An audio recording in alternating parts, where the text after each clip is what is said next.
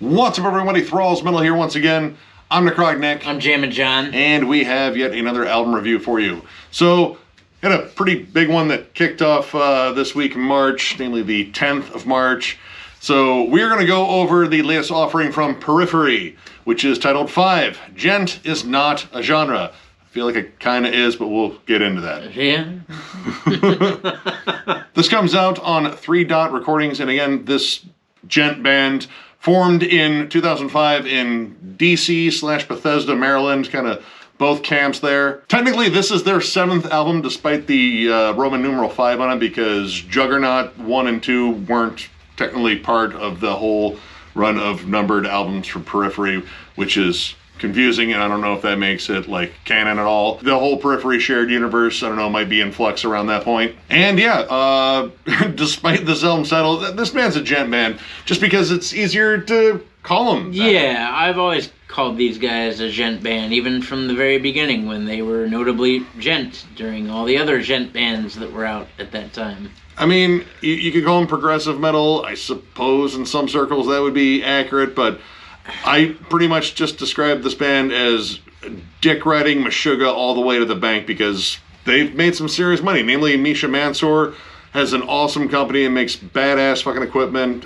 bare knuckle pickups. Yep. I mean, quality stuff. And yeah, I'd say like this was kind of a launching point for his brand too. And at one point, I was a pretty big fan, and to be honest, my fandom has waned with every subsequent release. Yeah, I'm pretty much in that same boat. When I first found Misha Mansour, he was in Bulb, which, if you've ever listened to that, is pretty much Misha Mansour as an instrumentalist writing nasty Djent riffs. And then moving on to the first Periphery album, which I fucking adored, although I couldn't stand the vocals, so I procured a copy that was instrumental. But I mean, we'll cross that bridge, I suppose, when we get to it. But we'll get to it. I was at one time a pretty big Periphery fan. So even though my fandom has waned over the years, I figured why not check this out. It had been a while since their last one, which was Periphery IV, Hail Stan. And I know that album got a lot of rave reviews. I wasn't a huge fan of it. It was a Periphery album. It had Djent riffs, and it had heavier moments, it had cleaner moments.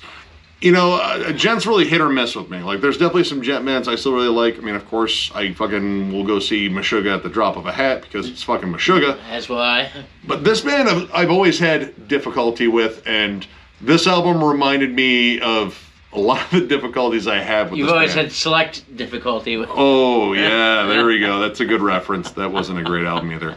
No, it wasn't. And even me with Hail Stan, I actually liked quite a few songs off of Hail Stan, and I'm gonna be honest, I'm rethinking that. All right, I will say that this is a very huge and ambitious album, like kind of even doubling down on everything that was on Hail Stan and just making it bigger, gaudier, more vibrant, more explosive, and, well, the results may vary. Opening track, Wildfire, immediately opens up with a big, chuggy Djent breakdown. Imagine my surprise. I was completely not expecting that at all from a Djent band. Yeah, what are the odds that a Djent band would open up with a big, nasty Djent riff? Really. The unpredictable nature of Djent. Yes. But I mean, production-wise, it's huge. It's got big, thick, bottom-heavy guitars. They fucking chug right along. Drums sound nice and punchy in the mix. The bass, despite them not having an actual bassist, pretty prominent too. Like, there's a lot of low end on this. A lot of bass drops. Yep. And, I mean, it starts off very bombastic and heavy, and then you hit a chorus that is unbelievably poppy, and believe me, this is going to be a theme on this album. Spencer Sotelo. Yeah, he has an impressive range. I know that a lot of people really like his voice. I am not one of those people. I find his voice to be, oh my God, kind of like nails on a chalkboard. Like, he sings like he is auditioning for a prepubescent boy band. It's so Warped Tour, fucking Simple Plan, Blink-182, but on the other hand, he does some pretty decent growls. I mean, he does, when he growls, his harsher vocals sound fairly decent. but his sing-songy shit, I mean, he sounds like the fourth Hanson brother. I mean, it's... Yeah, the one that still hasn't gone through puberty. Like, seriously, he hits high notes that sound like his fucking balls got caught in a car door. It's just too much, and I know that's always been a big part of their sound. Like, he delivers big vocal hooks. They're just not the vocal hooks that I generally like, but it's a huge part of their sound, and I think it's on display possibly even more in here. On the heavier side, you have songs like Everything Is Fine, which I think stands out as one of the more brutal songs on here. Like, you know, it has some blast beat sections. There's more dissonant riffs on there. Yep. There's even some sort of, like, I would say Dillinger Escape Plan sort of spazziness to some of the transitions. Yeah, it's kind of fun. Just the way it's created overall, like the dynamic of the whole song is just kind of spastic and what the hell is going on, and it's Periphery firing on all cylinders musically and even vocally. Like, I would state that's my favorite track on the album. Yeah, probably. By far. Least amount of sing-songy vocals. I mean, they're still there, but at least they're played down in favor of just being flat-out aggressive. And honestly, how the song Dracul Gra, or Gras, I think it's Gra, I don't know. However that song is pronounced, it starts off kind of more dark and sinister, which is kind of a giant break from the overall tone and mood of this album, which is very vibrant, light, airy. Poppy. Poppy is definitely a word. Incredibly poppy. Oh my god, when you get down to songs like Silhouette and Dying Star, the pop is... Dude, alright, let me... Yeah. Silhouette's not even a fucking... I don't even understand what it's doing on this album. More so than Dying Star, like, it is a straight pop song. It is. Like, there's no Djent riffs, there's no breakdown, there's no heaviness. I don't think there's guitars. Like, I think it's all synths. It is synth and keyboard and just...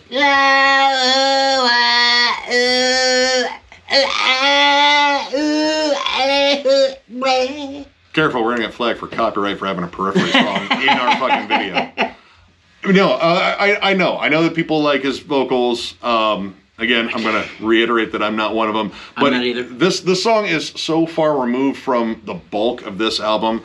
And I get, like, it comes near the middle of the album, like, oh, we're going to do a nice kind of lavish break from all the heaviness. And it's like, well, I mean, it's been heavy, but at the same time you have this not so much contrasting vocal style, but colliding vocal style. I agree. There's a difference between contrast and collision here, and just, you know, mixing these, admittedly, just big, heavy, chunky riffs with these more, like, pop-centric vocals. Man, like, it's like a train wreck half the time. And where they try to, like, interplay them more, like Wax Wings. Wax Wings starts off like just kind of a heavy pop rock song. Like, I'll be completely honest. Like, it is more vocally driven. It's got, you know, big, soaring melodies, and I'm sure he's talking about something that is very heartfelt, but I can't find a way to care about it just because his vocals are driving me nuts at this point. But during the middle of that song, there's a really cool bridge, like a very proggy, lavish bridge. Lots of good lead work. And, you know, lead work on here is really solid across the board. And it always has been. It always has been. Yep. And musically, this band has been pretty top-notch. Matt Halpern is a beast of a drummer. Absolutely. And he pulls no punches on this record, even though songs are poppy at times. He's a fuck of a drummer. I will always say that. I will always state that the guitar playing in this on these albums, in Periphery, is excellent. And Silhouette is actually followed by Dying Star, which this is, like, again, a 2-song run of stuff that is very un-Periphery, but still Periphery. It's not the Djenty side of them. That is pretty much the consensus there. No, yeah, there's no... look, both these songs, again, to me, I don't think these songs belong on this record. It feels like something more geared for the Spencer Sotelo solo album. Yes. Like, the riff that sort of drives Dying Star, I mean, this is definitely the, you know, heavier of the two, the more rocker, I guess. Like, it's admittedly catchy. Honestly, it kind of reminded me of Quicksand a little bit. I still do love that band, but with a decidedly more modern pop, lavish, you know, vocals and weird effects and bleeps and sweeps and creeps and just tons of extra shit. And extra shit is kind of an issue on here. This is over 70 minutes long, and man, it does suffer from some serious bloat. It drags quite a bit. In almost every song, there is at some point some sort of like weird electronic drop off where the music drops off completely and they go to synths and a drum machine. In almost every song. In almost every song. Honestly, the first track, Wildfire, there's a really cool jazzy break in the middle of the song. I do like that. Jorgen McCabe, I think that's how you say his name, or that is not how you say his name, from the band Shining, and not the fucking insane Swedish, suicidal crazy dude one, but the black jazz act. Anyway, he delivers an awesome saxophone solo. It's got really cool, like, ghost noted drums. There's that jazzy swing. There's a fun bass line to it. But even during this moment, there's like some extra electronic stuff going on where it kind of makes it sound like there's like these little kind of glitchy skips in it. Yeah. And it feels completely unnecessary. Like, I know that this album wanted to sound huge and futuristic, because believe me, there's just a ton of fucking shit on here. But there's a lot of it that just comes across as like overproduced and maybe just a bit bloated. Yeah, I understand you want to try new things. That's the point of music, is to expand, to create, to try something new. And Periphery, while they've always had a little bit of this electronic flourish, like, I don't understand why A, it needs to be in every song, and B, why when they do put it in the song, it's almost as if it's separate from everything else. Like, because most times the music will stop, and then in comes this electronic, like, outro or whatever, and that's all it is. And it's notably in, like, the end of Wildfire and the end of Thanks Nobu. Nobu? Thank you, Nobu. Thank you, Nobu. Thank you. It's in the end of Thanks Nobu. In fact, the last 3.5 minutes of Thanks Nobu are completely electronic. Yeah. Like, no other instruments, no nothing, just completely electronic. And that appears a lot. Yeah, actually at the end of Zagreus and Atropos, both of those had these giant cinematic endings. And I get, yeah, you want to sound larger than life, make a grand production, but both of those sound like, rejected film scores from an MCU movie, like, Black Panther Goes to London or something like that. It's just, like, it's gaudy, it's extra. It Yep. doesn't necessarily move the songs, and even if it is there to sort of like transition over, they often hang out too long. And I think ambition is good. Like, shoot for the fucking moon, and they say you'll land among the stars, but I mean, honestly, I think you'd either land in cold, dead space and die, or burn up in re-entry. And I think this album kind of does a little bit of both of those, because it's just kind of like overdone in a lot of aspects. And I get, like prog, you want to be outlandish and keep showing off all the different genres you can pull from, but honestly, in terms of like prog metal, if we're gonna call Periphery prog, it's not entirely that progressive. No. Like, you have all the elements that have pretty much always been in Periphery, and unfortunately with Djent riffs, there's only really so much you can do. Like, you kind of have to like reinvent patterns, but often it ends up, sounding like the same driving chugs that you hear in, Meshuggah songs. I said the same thing. At this point, how innovative can you be with Djent riffs? I mean, really, once you've played a handful of them, there's only so much you can do, and the pizzazz that they're throwing in here, pizzazz, mind you, it just doesn't really work. I mean, I don't think, I think you brought it up best. I think it clashes with the song more than it expands. I mean, I used to be fascinated with all the clever patterns you can come up with these cool syncopated riffs, and that is still admittedly intriguing. It is kind of cool to see what sort of stuff they do, but I think they've kind of moved on to like, well, all right, the music underneath might still sound exactly like the stuff we released not too long ago, but we're going to throw on lots of electronic flourishes, and we're going to let essentially Spencer take the helm. And again, for those that really like Spencer's voice, hooray. You're going to love it. But for me, who never went to Warped Tour once just because you didn't want to hear voices like that. Yeah. It's just something that puts me off. Like, honestly, Spencer's vocals have really kept me from being a bigger fan of this band, even from the start. Agreed. And when they're just so overly done and poppy, like there's like some weird auto-tuning, I believe, that shows up in Atropos, but the last track, Thanks Nobu, man, like when the cleaner music is behind him, it really just kind of isolates his voice. And his voice is very out front in the mix, too. Dude, it almost sounds cartoonish. And again, there are like Djent bands I do really like. Like, I still really enjoy Tesseract, and honestly, I enjoyed almost everything that Textures put out. I thought, agreed, that band was really solid. But this was the band that I think got really popular. Well, them and Animals as Leaders, but Animals as Leaders doesn't have has no Spencer, vocalist, which and, is so awesome. But I think those bands, may not have just like completely just over-djented too much. Like, they've incorporated more atmospheric elements, and while Daniel Tompkins' vocals is very high register, his singing voice sounds more natural. Like, Spencer sounds like it's forced, like someone's like squeezing his throat right here every time he sings. Well, one hand's squeezing the throat, the other one's squeezing his balls. And that's got to be really awkward in the studio. But, it doesn't sound natural, and it sounds just, I don't know, off-putting to me. But again, like, if you enjoy that style of vocal, then I'm pretty sure you're already pre-ordering this album. But for me, I can only give this 2 stars. And I realize that there are lots of fucking super positive reviews out there. I actually read Metal Sucks review. They gave it 5 out of 5. You would need the jaws of life to pry Metal Sucks' mouth off of Periphery's collective dicks right now. Because that is just too much, in my opinion, because there's nothing remotely critical in that review.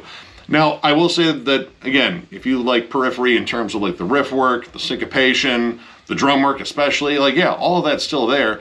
I just feel like this is just sort of a bloated album that is at times kind of directionless, and I think maybe just too honed in on just pop vocals, and it's just absolutely jarring at times. Like, unfortunately, those vocals kind of took me out of this, and I kept trying to get back in. Like, by the time Zagorus came back on, which was a nice break from the previous 10 minutes of just pop bullshit, I was like, oh yeah, you're just trying to come back heavy and make us pretend like the last 10 minutes didn't happen.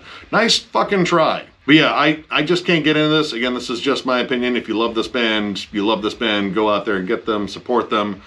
I might cover them again when they put out their next album, Periphery 6, Spencer Ruins Another Album. No, but seriously though, if you love this band and you love their sound overall, go out there, get this album, support them, go see them live. I won't be there, but yeah, that's kind of to be expected. Take it away, John. I want to start by saying I was a fan of this band at one time, but this record isn't it. Props to the musicians. I'm going to give it a 1.5, however. This record really didn't do it for me, like, at all. And in the past, I found that there were some redeeming qualities of past Periphery albums, even beyond the first one. This seems watered down. I don't get for the life of me why the 5th and 6th song, Silhouette and Dying Star, are even included on this album. I don't think they belong. Even during the heavy moments, it sounds like things that they have used already. I didn't see a lot of innovation as far as songwriting was concerned. Again, musically, I think they're all incredibly fucking talented. Yeah. I'm disappointed. I wasn't expecting a whole lot going into it, and it even downplayed on those expectations. I think there was a time for me in history where I did enjoy this band. I'm pretty sure that has long since passed. I hate to give such a terrible review, but at the same time, I legit couldn't wait for it to be over. And in fact, by the time we get to Thanks Nobu, it really dragged on, and I really wanted it to end. I'm gonna level with you. Nick got up in the middle of this record and took a shit. Nothing changed though. As soon as I got back, are we still in the same Djent riff? Oh, well, yeah. But he said these words, and I quote, "I have to shit. This record made me shit." Wow. The last time that happened was Five Finger Death Punch. This is better than that. Yeah, it is better than that. And musically, they're very talented. When Spencer growls and when he does his heftier vocals, they're actually not that bad.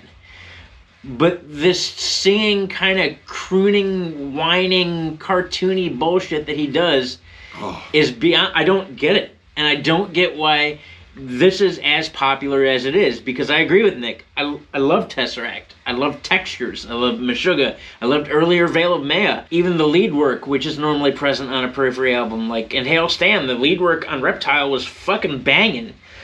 even now it seems a little bit watered down. So for me, it's a 1.5. I gotta be honest. Much like Nick said, if you like these guys, go fucking support them. They're nice dudes. I've met them. Go out and go to the shows and enjoy the bands. You don't have to listen to us. Who the fuck are we?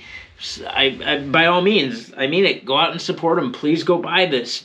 Don't necessarily listen to us. But for me, this isn't it. And it likely hasn't been for a while, and it probably won't be in the future. That's where I'm at.